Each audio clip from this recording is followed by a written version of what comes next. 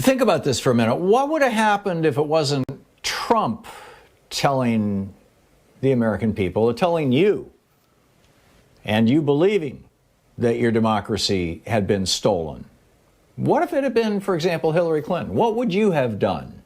Check this out. Leave your comments, ding the bell, share it with your friends, and subscribe to our channel. The essence of this, I mean, obviously they're building a very strong case that Donald Trump set this up, that Donald Trump put it into motion, that Donald Trump brought the crowd to Washington, D.C., that Donald Trump prepared the ground by convincing people. And we had this conversation a couple of weeks ago.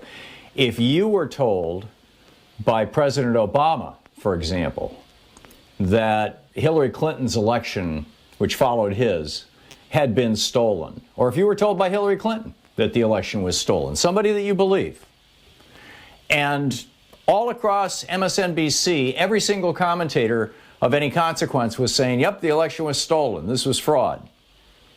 And you thought that the Republic of the United States, this nation, was about to fall into the hands of somebody with whom you not just strongly politically disagreed, but you believed, because you were listening to the president, or the person who is running for president, in this case Hillary Clinton, you believed that the election had been stolen, a crime had been committed, and you needed to do something.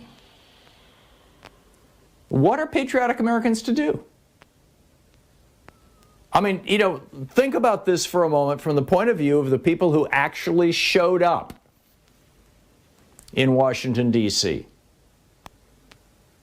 Wouldn't you be pissed off if Hillary Clinton had told you 4 years ago that the election had been stolen by Donald Trump and a bunch of Republican operatives in 5 states, and that she had the proof, that she had video, that she was filing 60 lawsuits she was going to take it to the damn Supreme Court, and we've got it?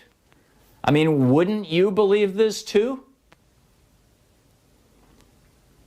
So let's pick up some of your phone calls, what your thoughts are on all of this. Steve in Atlanta. Hey, Steve, what's on your mind? Yeah, I was listening to it, and it's kind of what you're saying, too. It's like, they need to say, look, Donald Trump has people that love him and support him and thinks he's, for whatever reason, the cat's meow, and he's a great leader and all that stuff. And so he's got, and that he's telling the truth. And that he's telling the truth. And he knows that. And he knew that. And he loved it. And just to tell him those lies and to do that was just, so irresponsible and criminal. Absolutely. Yeah. And yeah. Go ahead. And just to reiterate what you said before, I mean, these people are trying to be patriots. They're trying to do the right thing. People love to be patriots, and here's an opportunity, Yeah. It's the founding of our country. It's the story that we heard as children in school.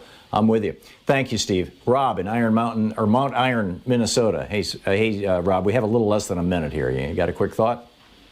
Yeah, it's one of those things where any Republican who actually votes not to convict Trump is committing treason. And I think they all should be impeached, because the whole thing is the Democrats' case is so clear, and the Republicans are only voting for their party.